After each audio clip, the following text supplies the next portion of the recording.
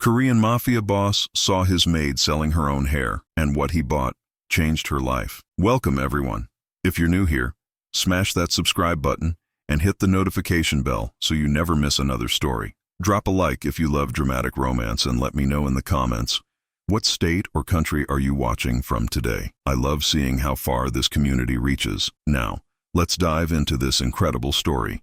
Seoul, South Korea, a city where neon lights paint the night sky and shadows hide secrets that could topple empires. In the glittering heart of Gangnam, where wealth dripped from every storefront and luxury cars lined the streets like sleeping dragons, one name was whispered with a mixture of terror and reverence: Kang Jae-won. At 34 years old, Jae-won had accomplished what men twice his age only dreamed of. He was the undisputed leader of the Baekho Syndicate, an organization that had its fingers in everything from real estate to entertainment, from shipping to industries that polite society pretended didn't exist. His rise to power had been meteoric, brutal, and absolute. Those who opposed him simply ceased to exist, vanishing like morning mist under the harsh sun of his ambition. They called him the Shadow of Gangnam, not because he lurked in darkness, but because, like a shadow, he was everywhere and nowhere, impossible to escape, impossible to confront directly. When Kang Jae-won decided your fate, you didn't argue. You simply accepted. His penthouse occupied the top 3 floors of the Hanul Tower, one of Seoul's most prestigious addresses. 70 stories above the chaos of the streets, Jae-won lived in a world of pristine marble, imported Italian furniture, and windows that offered a god's-eye view of the city he controlled. Everything in his life was precision-engineered, from his tailored suits to his daily schedule, to the way his household operated like a Swiss watch. Everything, that is, except for the woman who would change everything. Yoon Seo-yeon arrived at the Hanul Tower on a gray November morning, the kind of day when the sky seemed to press down on the city like a heavy blanket. She was 26 years old, with clothes that had been mended too many times, and eyes that held a weariness beyond her years. In her trembling hands, she clutched a folder containing her employment documents. Though she knew the papers told only a fraction of her story, the employment agency had warned her. They always warned the new ones about the Kang household. The pay was exceptional, nearly triple the standard rate for domestic work, but there was a reason for that. The previous housekeeper had lasted only 3 weeks before fleeing without even collecting her final paycheck. The one before that had made it 6 weeks. Before that, a month. The longest anyone had survived in the Kang penthouse was 8 months. And that woman had needed therapy afterward. But Seo-yeon couldn't afford to be afraid. Fear was a luxury reserved for those who had options, and she had none. What she carried in her heart, the secret that drove her forward despite every instinct screaming at her to run, was worth any risk, any terror, any sacrifice. The private elevator rose silently, each floor ticking by like a countdown to her new reality. When the doors finally opened, Seo-yeon stepped into a world she had only seen in movies and magazines. The penthouse was enormous, a sprawling expanse of cream-colored walls and floor-to-ceiling windows that made the apartment feel like it was floating among the clouds. The furniture was minimal, but clearly expensive, each piece probably costing more than she would earn in a year. The air itself seemed different here, filtered and purified, carrying the faint scent of something expensive and masculine. A man materialized from a side hallway, his approach so silent that Seo-yeon startled slightly. He was perhaps 50, with silver-streaked hair and a face that seemed incapable of expressing emotion. His black suit was impeccable, his posture military straight. "You are the new housekeeper," he said. It wasn't a question. Seo-yeon bowed deeply, the movement ingrained from years of service work. "Yes, sir. Yoon Seo-yeon. The agency sent my paperwork ahead." The man's eyes swept over her, assessing, cataloging, dismissing. "I am Secretary Choi. I manage all aspects of Mr. Kang's household affairs. You will report directly to me, and through me, to Mr. Kang. Do you understand?" "Yes, sir." "Good." Secretary Choi produced a tablet and began scrolling through what appeared to be an extensive document. "Before we proceed, you must understand the rules of this household. These are not guidelines, they are not suggestions. They are absolute laws, and breaking any of them will result in immediate termination.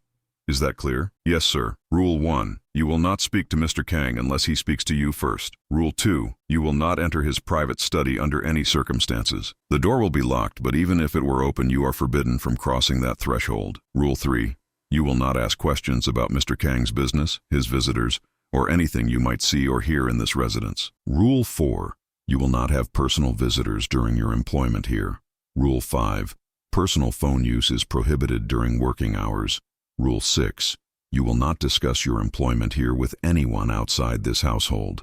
Rule 7. I understand. Seo Yan interrupted softly. Secretary Choi's eyebrow twitched almost imperceptibly. I wasn't finished. Forgive me, sir, but I understand. Privacy is paramount.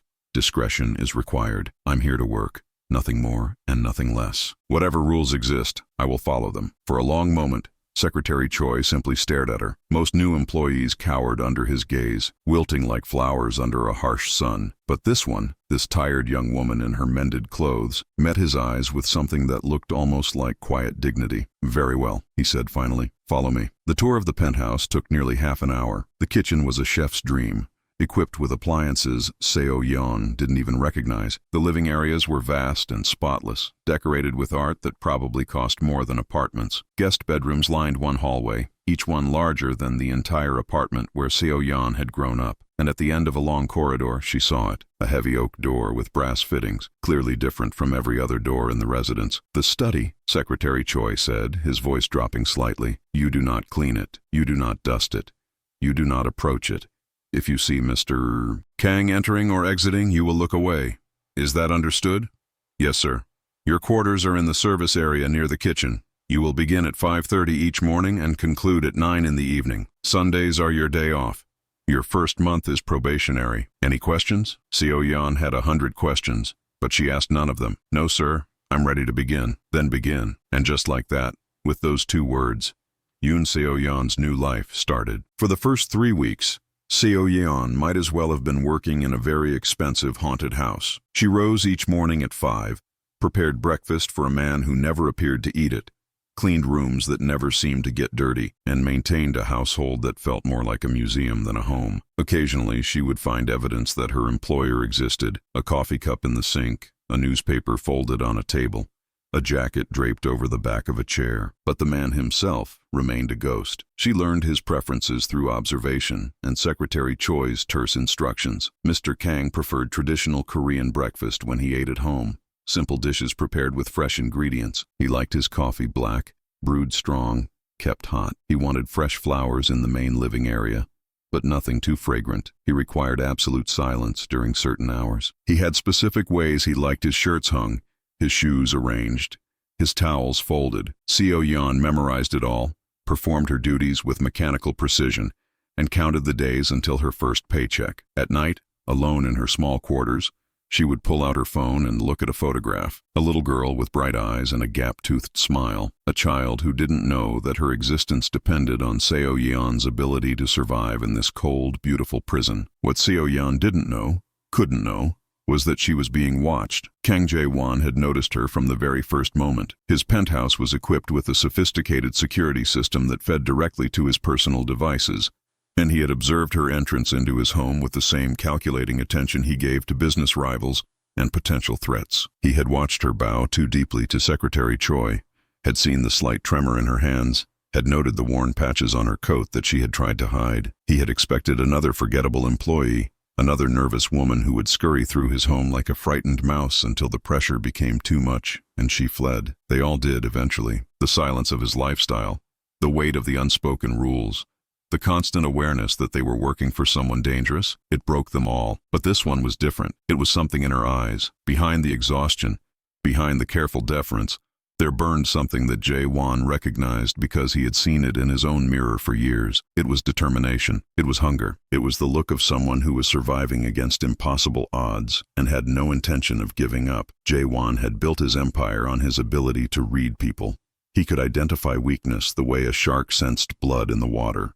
He could detect lies before they were fully formed, could sense betrayal in a handshake, could measure a person's worth in a single glance, and everything about Yoon Seo Yan told him she was hiding something significant. The question was what? He increased his surveillance, reviewing footage from every camera in the penthouse. He watched how she moved through his home, efficient but not rushed, thorough but not intrusive. He noticed that she never looked at his expensive possessions with longing, never lingered over the art or the views or the luxury that surrounded her. She worked, she completed her tasks, and she retreated to her quarters like a soldier returning to barracks. More interesting still was what happened on her days off. Through his security network, Jae-won tracked her movements outside the penthouse. Every Sunday, she left at exactly 9 in the morning and traveled across the city to a modest neighborhood far from the gleaming towers of Gangnam. She would enter a small pharmacy, make purchases, and then disappear into an apartment building for several hours before returning. But it was what happened on the third Sunday that captured his full attention. His surveillance team had positioned themselves near the pharmacy,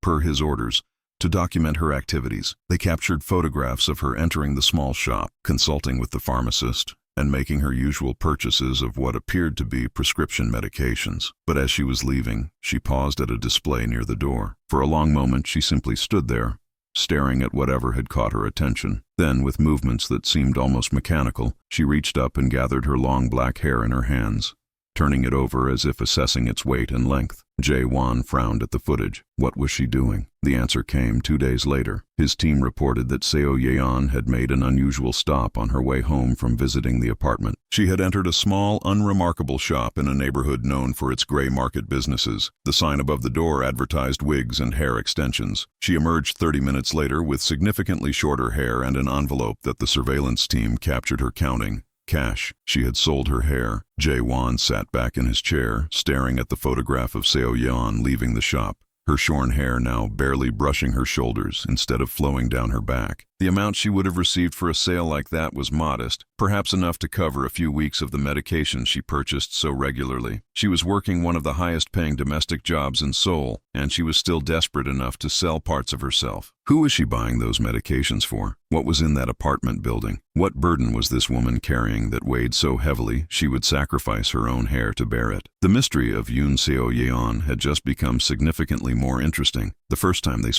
really spoke, was on a Tuesday morning in early December. Seo Yeon was in the kitchen at 5:15, earlier than usual, preparing the traditional breakfast she had perfected over weeks of practice. The rice was steaming, the soup was simmering, and the small dishes of banchan were arranged with careful precision. She was so focused on her work that she didn't hear him approach. "You cut your hair." She spun around, her heart leaping into her throat. Kang Jae-won stood in the doorway of his own kitchen, watching her with eyes that seemed to see everything. He was dressed in one of his impeccable dark suits, every hair in place, his face revealing nothing of his thoughts. "Sir," she bowed quickly, deeply. "I apologize if I disturbed you. I didn't realize you were awake. I asked about your hair." Seo Yeon's hand rose involuntarily to touch the shortened strands. She had hoped no one would notice, or at least that no one would comment. The cut was clean enough, and she had tried to style it in a way that suggested a deliberate choice rather than a desperate sale. I wanted a change," she managed. "For the winter, short hair is more practical." Jae-won took a step into the kitchen, and Seo Yeon had to force herself not to retreat. He moved like a predator, all controlled power and latent threat. When he stopped at the counter, barely an arm's length away, she could smell his cologne, something expensive and understated, with notes of sandalwood and something darker beneath. "That's not true," he said quietly. Seo Yeon's blood went cold. "Sir, you sold it, your hair, at a shop in Yongsan 2 days ago." His voice was calm, almost conversational, but the words landed like physical blows. "The question is why a woman earning your salary would need to sell her hair." For a long moment, Seo Yeon couldn't breathe. He knew. Of course he knew. This man probably knew everything that happened in his city, let alone in his own household. She had been a fool to think she could keep any secrets from someone like him. She faltered, her carefully constructed walls crumbling under his steady gaze. "Please don't fire me. I'll work harder. I didn't ask for apologies.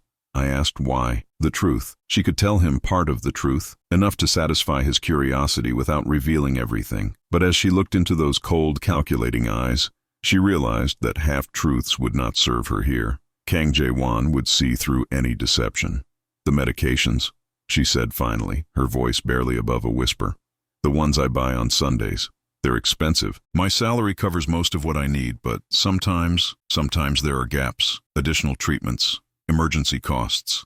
The hair will grow back." The money was needed now. Jae-won studied her for a long moment. She felt like a butterfly pinned under glass, every secret visible to his piercing gaze. "Who are they for, sir?" "The medications. Who are they for?" Seo Yeon's hands clenched at her sides. This was it, the moment when everything she had built would crumble. He would find out about Grandma Han and Mi-rae, and he would decide she was too complicated, too burdened, too risky to keep in his household. My grandmother, she heard herself say, and a child, a little girl who depends on me. Something flickered in Jae-won's eyes. Surprise, perhaps, or curiosity. Tell me about them. It wasn't a request, and Seo-yeon knew she had no choice. So she told him. She told him about Han Sun-ok, the woman who had saved her life 15 years ago. About being 15 and orphaned, her parents killed in an industrial accident that the company had covered up and never paid restitution for. About the years of homelessness, of shelters and fear and hunger that gnawed at her bones. About the night she had collapsed outside a small restaurant,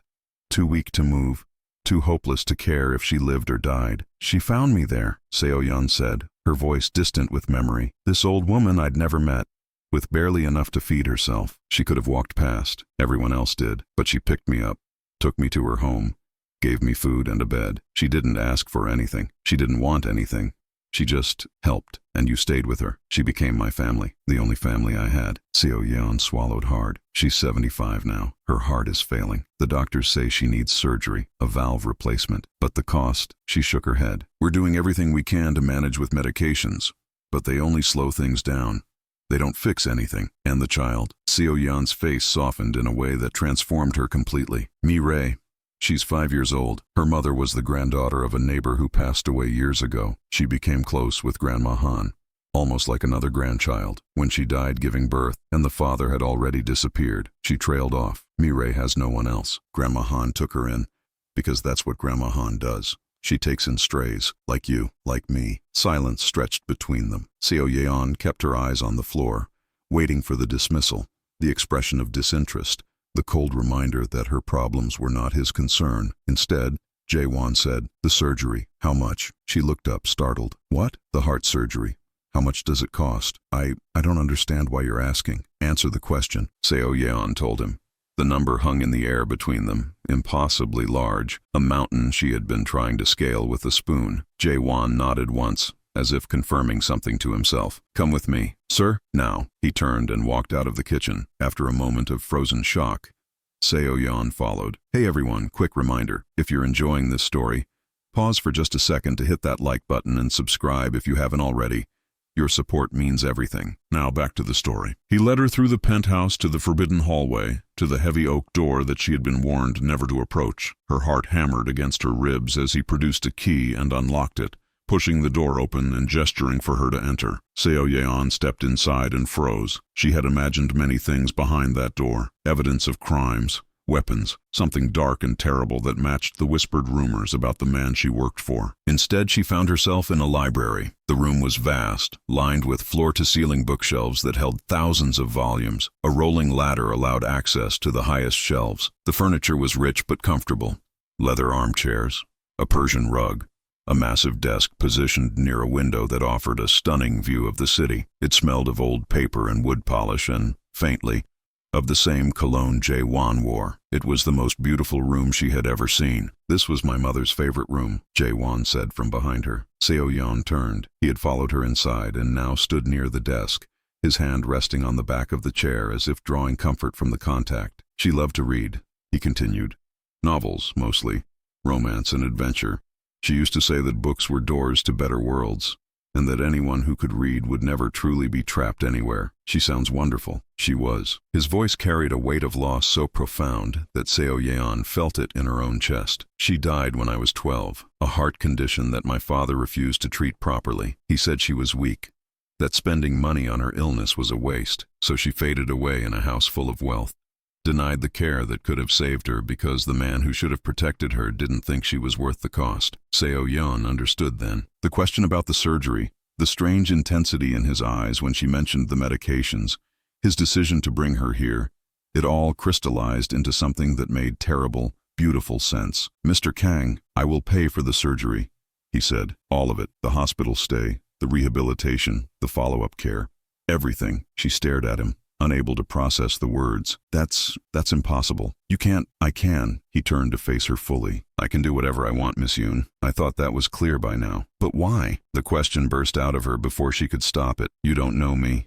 You don't know them. Why would you?" "Because I made a promise to myself on the day my mother died." His voice hardened with old pain. "I swore that I would never let money be the reason someone I cared about suffered. I've broken many promises in my life, but that one I've kept." Someone you cared about? Seo Yan's voice was barely a whisper. You don't care about me. You don't even know me. Something shifted in Jae-won's expression. The cold mask slipped just for a moment, and she glimpsed something underneath, something vulnerable and hungry and achingly human. I'd like to, he said.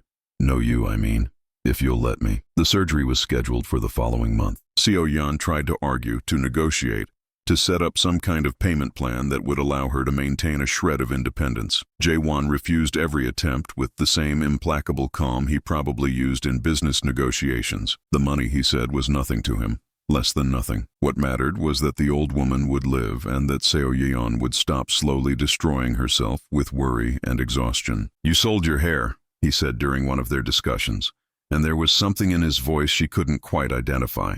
Anger, perhaps, or frustration, or something more complex. You sold a part of yourself to buy medications that would only delay the inevitable. That ends now. It was my choice to make, and now it's my choice to make sure you never have to make that choice again. She didn't know how to argue with that, so she stopped trying. In the weeks before the surgery, everything changed. Jae-won began coming home earlier. Instead of disappearing into his study or leaving before dawn, he would find reasons to be in the common areas of the penthouse when Seo Yan was working.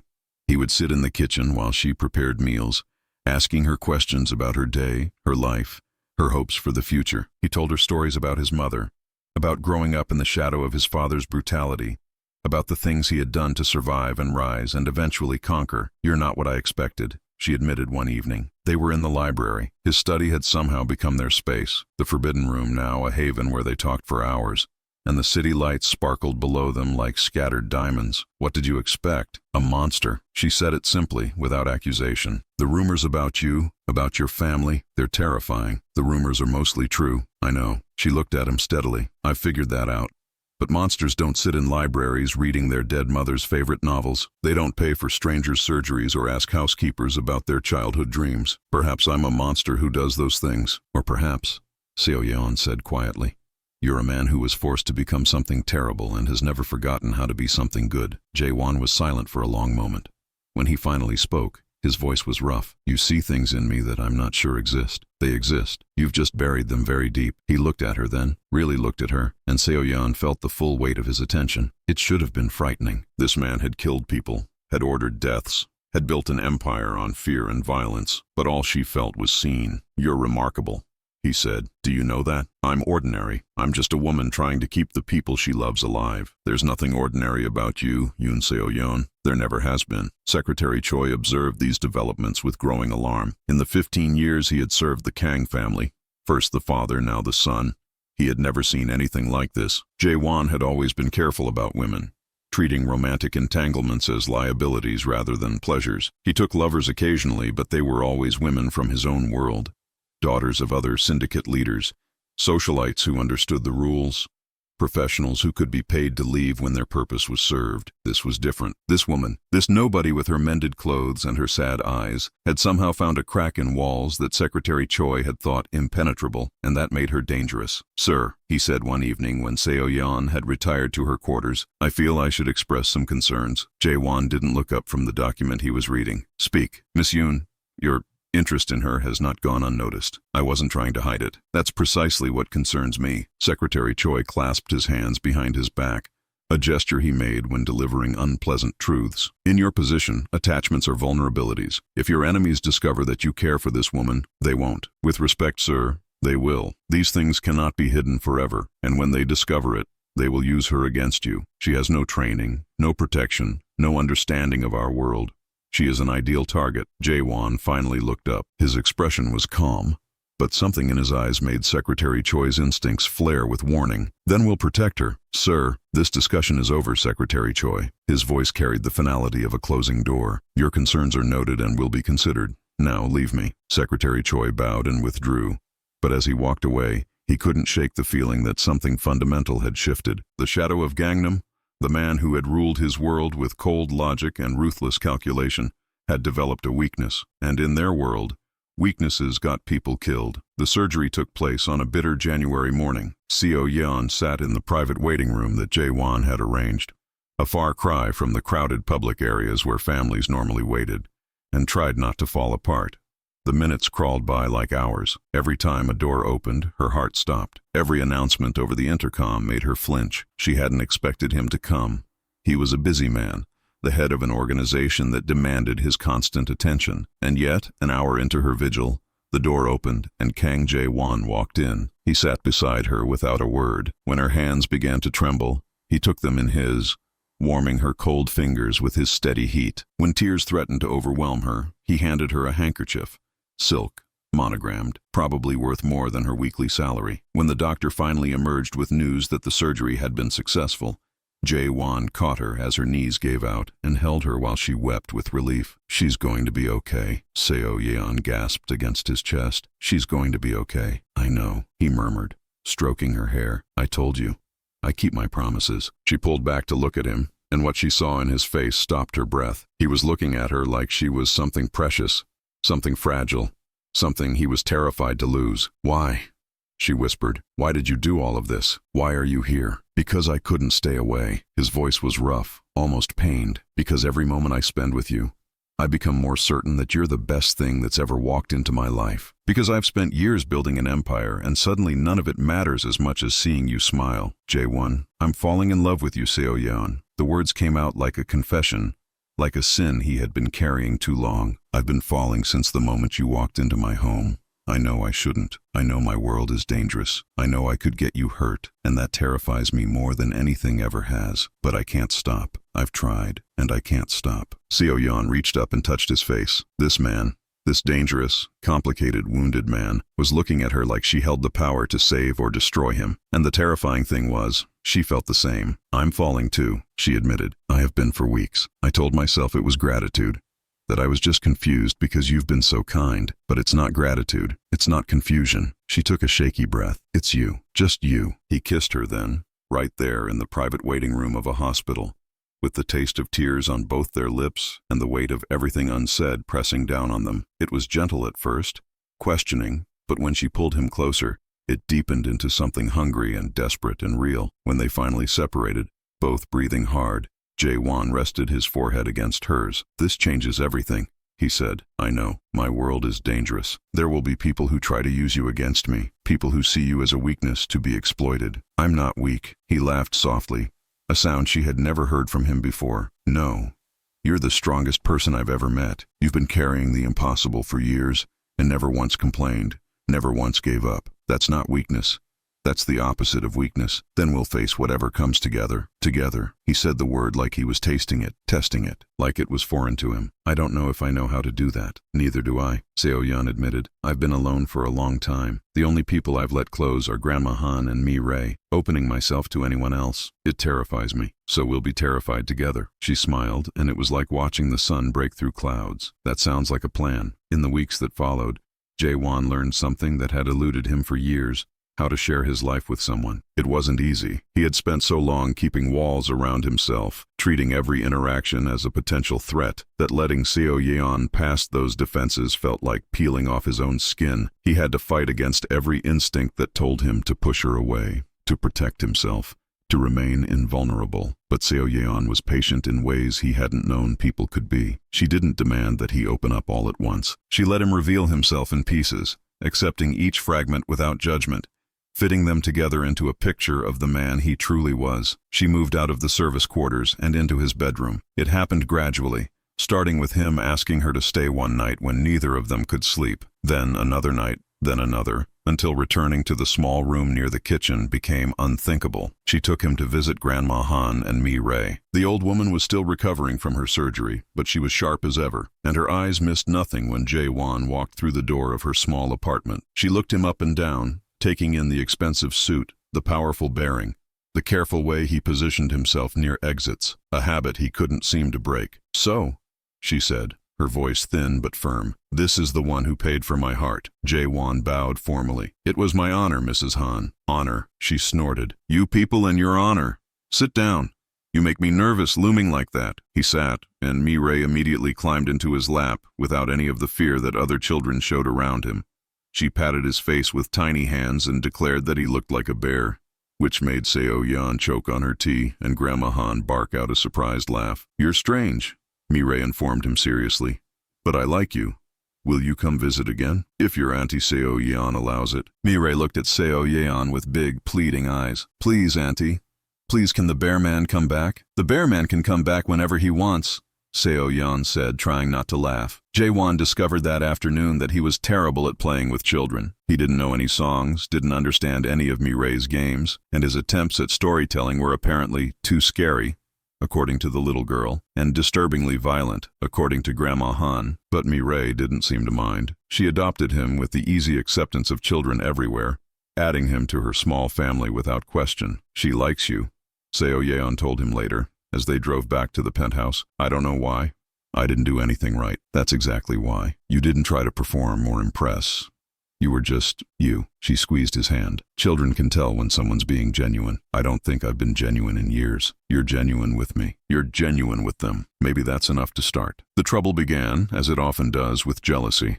The Hwang organization had been watching the Baek Ho syndicates rise for years, waiting for an opportunity to strike. They were an old power, established back when Jae-won's grandfather was still building his empire from nothing, and they resented the upstart Kangs who had eclipsed their influence in a single generation. Their leader, Hwang Jun-sik, was 62 years old, with a face like crumpled paper and eyes that had forgotten how to feel anything but bitterness. He had been waiting for Kang Jae-won to make a mistake, any mistake that could be exploited. When his spies reported that the shadow of Gangnam had taken a lover, not a socialite or a syndicate princess, but a nobody housekeeper with no protection, Jun-sik felt something that had been dead for years stir in his chest. Opportunity. This is what we've been waiting for, he told his lieutenants, spreading photographs across the conference table. Images of Seo Yeon walking through the hospital, entering the apartment where Grandma Han lived, holding hands with Jae-won on a rare public outing. She's his weakness, and weaknesses can be exploited. What do you propose? Asked his second-in-command, a younger man with dead eyes and quick hands. We take her, we hold her, we make demands. Jun-sik smiled, and it was the expression of a man who had forgotten joy but still remembered cruelty. The great Kang Jae-won, brought low by a woman. His father would be spinning in his grave, and if he refuses to negotiate, the smile widened. Then we send her back to him in pieces. They took her on a Sunday morning. Seo Yeon had gone to visit Grandma Han alone. Jae-won was handling a business matter that couldn't be postponed, and was walking to her car when the van appeared. Two men grabbed her before she could scream. A chemical-soaked cloth was pressed over her face. The world went dark. She woke to cold concrete and dim light and the certain knowledge that her life had just become much more dangerous. Her hands were bound behind her back with zip ties that cut into her wrists. She was lying on her side in what appeared to be a warehouse, the kind of anonymous industrial building that existed in every city. Her head throbbed where someone had apparently struck her, and her throat burned from the chemicals she had inhaled. Good, a voice said from somewhere behind her. You're awake. A man walked into her field of vision, older than she expected, with an expensive suit and an expression that made her stomach lurch with fear. He looked at her like she was a piece of furniture, something to be used and discarded. Yoon Seo Yeon, he said, savoring her name like it was a fine wine. The woman who captured the shadow's heart. I have to say, I expected someone more impressive. Seo Yeon forced herself to think past the terror. Panicking would not help. Crying would not help. She needed to be strong, to be smart, to survive until Jae-won found her, because he would find her. She believed that with absolute certainty. Who are you? She asked, and was proud that her voice came out steady. Hwang Jun-sik, you probably haven't heard of me. Kang Jae-won doesn't talk about his rivals. He crouched down to her level, and the look in his eyes made her skin crawl. But you're going to become very familiar with me over the coming days. What do you want? What do I want? He laughed, a sound like glass breaking. I want what that bastard took from us. Territory, power, respect. I want to watch him suffer the way I've suffered for years, watching my empire erode while his grows. And you, little housewife, are going to help me get all of it. He won't give you anything for me. The slap came fast and hard, snapping her head to the side. Seo Yeon tasted blood and refused to cry out. I think you're wrong about that, Jun-sik said calmly, as if he hadn't just struck her. I think he'll give me everything for you. And if he doesn't, he grabbed her chin, forcing her to look at him. Well, then I get to have some fun before I send him what's left. Fear clawed at her chest, but Seo Yeon forced herself to meet his eyes. You've already lost, she said quietly. You just don't know it yet. Jun-sik stared at her for a long moment, then laughed. You know, I almost like you. It's a shame I'll have to break that spirit. He stood and walked away, leaving her alone with her racing heart and desperate prayers. Find me, she thought, projecting the words into the universe with everything she had. Jae-won, please, find me. Kang Jae-won received the video 90 minutes after Seo Yeon was taken. He was in his office at Baekho headquarters, concluding the business meeting that had kept him from accompanying her, when Secretary Choi burst through the door with a face the color of ash. Sir, you need to see this immediately. The video was short. It showed Seo Yeon, bound and bruised, sitting in a metal chair in an anonymous concrete room. Hwang Jun-sik stood beside her, delivering his demands in a voice trembling with barely suppressed glee. All of Baekho's territories, complete surrender. A public acknowledgement of the Hwang organization's superiority. You have 72 hours, Jun-sik said in the video, stroking Seo Yeon's hair in a way that made Jae-won's vision go red. After that, I start sending you pieces of her. A finger first, I think, then an ear. Then, well, you get the idea. The clock is ticking, Shadow. The video ended. The silence in the room was absolute. Jae-won stood motionless, the phone still in his hand, and Secretary Choi could see the moment when the man he had served for 15 years disappeared. What replaced him was something older, something that had been dormant since the early days when Jae-won was fighting his way to the top by any means necessary. Something utterly terrifying. Find her, Jae-won said. His voice was quiet, almost gentle, which made it infinitely more frightening than if he had screamed. Mobilize every asset we have. Call in every favor. I want every informant, every contact, every tool at our disposal searching for that location. I want Hwang Jun-sik found, and I want him to understand exactly what happens to people who touch what belongs to me. Sir, if we mobilize that aggressively, the other organizations will notice. There could be... Jae-won turned and Secretary Choi involuntarily stepped back. I don't care, Jae-won said, and each word was a separate threat. If I have to burn this entire city to find her, I will. If I have to start a war that kills thousands, I will. Do you understand me, Secretary Choi? There is nothing I won't do. Nothing. Secretary Choi bowed deeply. Understood, sir. I'll begin immediately. One more thing. Sir, when we find her, not if. When Hwang Jun-sik does not survive the encounter. Make sure my men understand that. No arrests, no negotiations, no mercy. He touched her. He dies. Secretary Choi had been part of this world for decades. He had seen terrible things and done terrible things and lost the ability to be shocked long ago. But something about the cold certainty in Jae-won's voice made even him shiver. Understood, sir, he said again, and left to set the hunt in motion. Seo Yeon had no idea how much time had passed. The warehouse had no windows, and her captors seemed to operate on no consistent schedule. Sometimes hours would pass without anyone appearing. Other times Jun-sik would return to taunt her, to tell her what he planned to do when Jae-won inevitably surrendered, to describe in graphic detail what would happen if he didn't. She held on to two things during those dark hours: her certainty that Jae-won would find her, and the secret she had been working to communicate since the moment she woke up. It had started as a game between them, developed during the long nights when they lay awake in his bed, trading stories and dreams and foolish fantasies. They had created a code, a way of sending messages through innocuous-seeming gestures. It was silly, they had both acknowledged, the kind of thing children did, but it had made them feel connected in a way that words alone couldn't match. When Jun-sik had filmed his ransom video, he had made a mistake. He had allowed her to face the camera, thinking that her fear-filled face would add impact to his demands, and Seo Yeon, calling on every ounce of courage she possessed, had used those precious seconds to send a message, a series of eye movements, a pattern of blinks, numbers that corresponded to a location system they had developed together. 3, 2, 5, the code for a district, a block, a building type. Not enough to pinpoint her exactly, but enough to narrow the search, enough to give Jae-won a starting point. Please, she had thought as the camera recorded her signals. Please let him see it. Please let him understand. And now, in the darkness of her captivity, she could only wait and hope that he had. Jae-won watched the ransom video 17 times. Not the entire video. He couldn't stomach hearing Jun-sik's voice more than once, but the portion where Seo Yeon faced the camera. He watched it on his phone, on his computer, on the massive screen in his security center, analyzing every frame, searching for what he knew must be there. And then, on the 18th viewing, he saw it. Her eyes moved in a pattern. Left, right, up, down, left, left. Then the blinks. 3, 2, 5. A pause. 3, 2, 5 again. I know where she is, he breathed. Secretary Choi looked up from his own analysis. Sir? The industrial district in Yongdyungpo. The abandoned factories near the old shipping yards. Block 325. Jae-won was already moving, pulling on the jacket that concealed his holstered weapon. She told me. My clever, brave, impossible woman told me exactly where she is. How can you be certain? Because I know her. Jae-won's eyes were blazing with something that might have been hope or might have been murderous anticipation. Probably both. I know her better than I've ever known anyone. Mobilize the teams.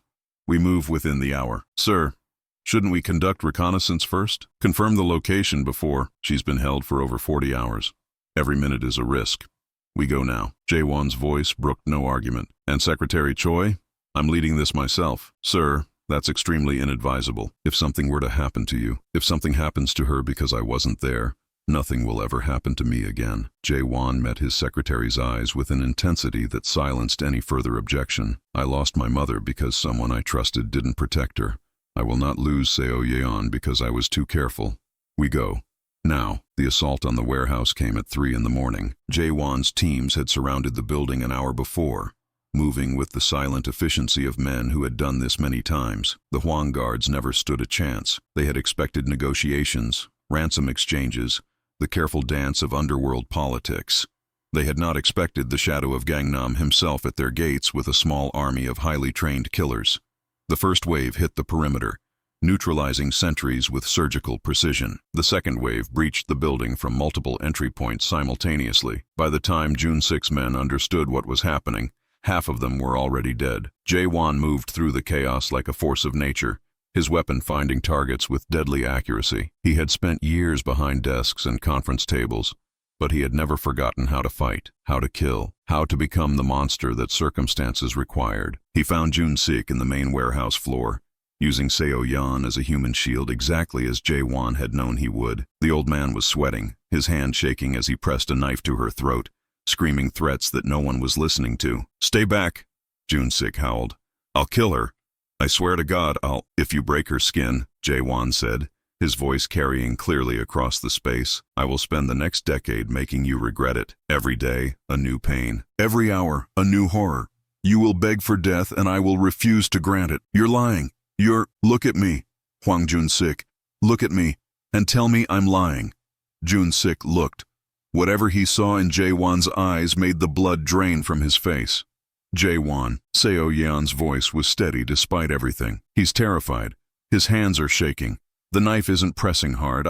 She moved before anyone could react, dropping her weight, twisting away from the blade. It was the move they had practiced together, a desperate last resort that she had hoped never to use. The knife scraped her shoulder as she fell, drawing blood, but missing anything vital. And in the split second of Jun-sik's confusion, Jae-won fired. The bullet took Jun-sik in the knee, sending him crashing to the ground with a scream. His knife clattered away across the concrete. Before he could recover, Jae-won was there, his boot pressing down on the wound, his gun aimed at Jun-sik's head. I'm going to give you a choice, Jae-won said, and his voice was terrifyingly calm. You can die now quickly, with a bullet in your brain.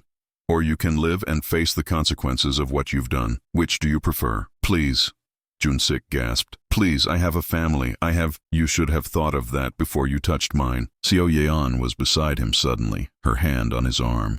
She was bleeding, shaking, bruised from days of captivity, and she was still the most beautiful thing he had ever seen. Don't, she said quietly. Please, Jae-won, not like this. He hurt you, I know, but if you execute him here, now, like this, it will start something that might never end. His family will have to retaliate. More people will die. She cupped his face with her bound hands, forcing him to meet her eyes. You're better than this. Be better than this, for me. The war inside him was visible on his face. Every instinct demanded blood, demanded vengeance, demanded the violent justice that had defined his life. But she was looking at him with such faith, such belief in the man she saw beneath the monster. For her, he could be different. He lowered the gun. Take him, he told his men, his voice rough. Keep him alive. We'll negotiate with his family from a position of strength. As Jun-sik was dragged away, Jae-won pulled Seo Yeon into his arms. He held her so tightly she could barely breathe, and she held him back just as hard, and for a long moment, neither of them spoke. You found me, she whispered finally. I will always find you, always. He pulled back enough to look at her face, cataloging every bruise, every cut, every sign of what she had endured. Are you hurt badly? Nothing that won't heal. I'm so sorry. I should have been with you. I should have. You couldn't have known. She pressed a finger to his lips. silencing him. Don't carry guilt for this. You came for me. You saved me. That's what matters. He kissed her forehead, her cheeks, the corner of her mouth, each touch a reassurance that she was real, that she was here, that he hadn't lost her. I love you, he said, and the words that had once felt so foreign now felt like the truest thing he had ever spoken. I love you, Yoon Seo-yeon, and I am never letting you out of my sight again. That might make bathroom trips awkward. He laughed despite everything, a sound of pure relief and joy, and pulled her close again. You are impossible, he murmured against her hair, and you are exactly where you belong. She smiled up at him, battered and bruised and more beautiful than ever. Take me home, Jae-won. Take me home. The aftermath of the kidnapping reshaped the underworld. The Hwang organization, faced with the evidence of Jun-sik's failure and the very real threat of annihilation, sued for peace. They surrendered significant territories, paid reparations that nearly bankrupted their treasury, and accepted a permanent subordinate position in the hierarchy of Korean organized crime. Jun-sik himself was turned over to authorities, where his numerous crimes, many discovered during the Baek-ho investigation, ensured he would spend the rest of his life in prison. Within the Baek-ho syndicate, Seo-yeon's status transformed. She was no longer simply the boss's lover. She had become a symbol, a testament to the power of courage and love in a world that typically rewarded neither. The men who had initially dismissed her as a weakness now spoke of her with something approaching reverence. The heart of Baek-ho, they called her, the woman who had signaled her location from captivity, who had talked the shadow down from execution, who had turned potential catastrophe into victory. They respect you, Jae-won told her one evening months after the rescue, as they stood on the balcony of the penthouse watching Seoul sparkle below them. They respect you, she corrected. I'm just the woman who got kidnapped. You're the woman who kept her head when anyone else would have broken. You're the woman who found a way to communicate critical information while bound and guarded. You're the woman who convinced me to show mercy when every instinct demanded blood. He turned her to face him. You changed everything, Seo-yeon.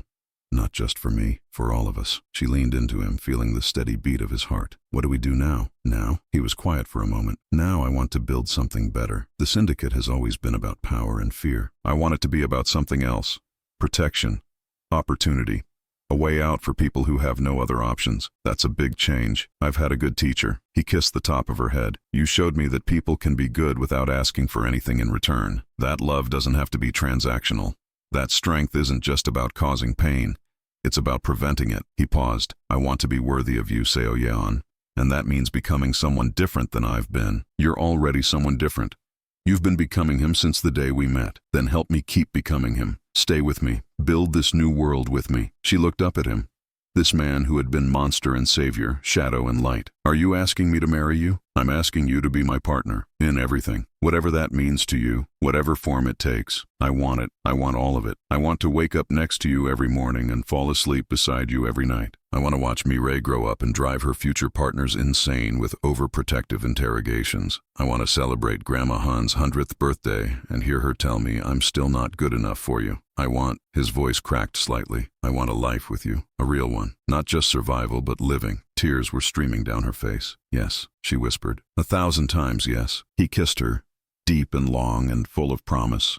And the city sparkled below them, and somewhere in the universe, things shifted into proper alignment. The wedding was held in the spring. It was a small ceremony, intimate in a way that surprised everyone who knew Kang Jae-won. The guest list included only those who truly mattered. Secretary Choi and a handful of trusted lieutenants. Grandma Han, fully recovered and more energetic than ever. A few friends Seo-yeon had maintained from her years of struggle, and, serving as flower girl, a 6-year-old Mi-rae who took her duties with absolute seriousness. The little girl walked down the aisle with exaggerated care, scattering petals like she was performing sacred surgery. When she reached the end, she looked up at Jae-won and announced, loudly enough for everyone to hear, I didn't drop any. I was very careful. The gathered guests tried not to laugh. Secretary Choi, standing beside Jae-won as an unlikely best man, almost cracked a smile. And then Seo-yeon appeared, dressed in simple white, and Jae-won forgot how to breathe. She walked toward him with the same quiet dignity she had shown from the first moment they met. No grand procession, no theatrical entrance, just her, moving steadily forward to meet him. Her eyes never left his face. When she reached him, she took his hands. and he felt the tremor in her grip that matched the trembling in his own chest. "Hi," she whispered. "Hi." His voice was rough with emotion. You too." She squeezed his hands. "Ready?" "I've been ready since the moment you walked into my kitchen." Their vows were simple, spoken clearly enough for everyone to hear. They didn't promise fairy tales or perfect happiness. They promised honesty, patience, support through darkness and light. They promised to keep becoming better, to keep reaching for each other, to keep building the life they wanted from the ashes of the lives they'd left behind. And when they kissed, sealing those promises, the small crowd erupted in genuine joy. At the reception, Grandma Han cornered Jae-won near the drinks table. "I have something to say to you," she announced, her voice carrying the authority of someone who had earned every one of her 76 years. Jae-won straightened immediately. "Yes, ma'am. That girl saved my life when she was just a child herself. She gave up everything. Her future, her youth, her dreams, to keep me and Ray alive. She sold her hair to buy my medicine. Do you understand? She cut off parts of herself to save me. I know. I saw. Then you understand what I'm saying when I tell you this." Grandma Han's eyes were bright with tears and steel in equal measure. "If you ever hurt her, if you ever make her regret choosing you, I don't care how many soldiers you command, I will find a way to make you pay." Jae-won smiled, and it was the warmest expression Grandma Han had ever seen on his face. "I believe you, and I welcome it, because if I ever hurt her, I'll deserve whatever you do to me." The old woman studied him for a long moment, then nodded slowly. "You'll do. You're not what I would have chosen for her, but you'll do." She patted his cheek, half affection, half warning, and walked away to find more food. Secretary Choi appeared at Jae-won's elbow. "That went well. She's more terrifying than half my lieutenants, I've noticed." Secretary Choi paused. "Congratulations, sir. Truly. Thank you, old friend, for everything." They stood together in comfortable silence, watching Seo-yeon dance with Ray, watching Grandma Han laugh at something someone had said, watching the small celebration unfold with genuine warmth. "What now?" Secretary Choi asked. Jae-won took a deep breath. "Now we change everything." Years passed, and they did change everything. Under Jae-won's leadership and Seo-yeon's influence, the Baekho syndicate transformed. It was gradual, careful, not the overnight revolution that would have invited chaos, but a steady shift in direction that eventually became undeniable. The drug trade was dismantled first. Jae-won redirected those resources into legitimate pharmaceuticals, partnering with hospitals and research institutions to create something constructive from what had been destructive. The human trafficking operations, the darkest parts of the organization, things Jae-won had inherited and always hated, were not just abandoned, but actively destroyed. Teams were deployed to rescue victims and dismantle networks, not for profit, but because it was right. Money flowed into legitimate enterprises, real estate, technology, entertainment, construction companies that built affordable housing, investment firms that funded promising startups, entertainment companies that launched the careers of talented artists who would otherwise never have had a chance. It wasn't a fairy tale transformation. The syndicate still operated outside the law in many ways.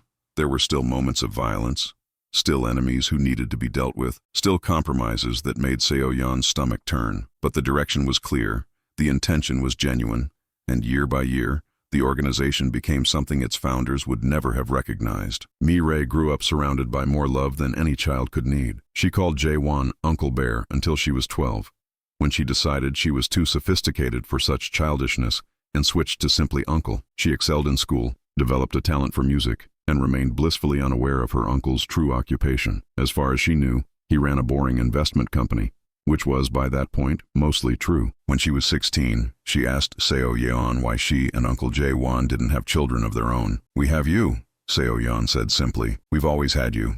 That was always enough, and it was more than enough. Grandma Han lived to see her 90th birthday, a celebration that filled the penthouse with laughter and love and more food than anyone could possibly eat. She made Jae-won carry her to the balcony so she could see the view one more time. "You've been good to her," the old woman said quietly, looking out at the city that sparkled below. "Better than I expected. She's been good to me, better than I deserved." "That's true." Grandma Han patted his arm with a fragile hand. "But you grew into someone who deserved it. That counts for something." She passed peacefully in her sleep 3 months later, surrounded by the family she had built from strangers and orphans and one lost little girl who had grown into a woman. The funeral was small but profound, and Jae-won wept for the first time since his mother's death, not with sorrow alone, but with gratitude for having known such a remarkable soul. One evening, many years after their first meeting, Seo-yeon and Jae-won stood on the balcony where he had proposed. The city had changed around them.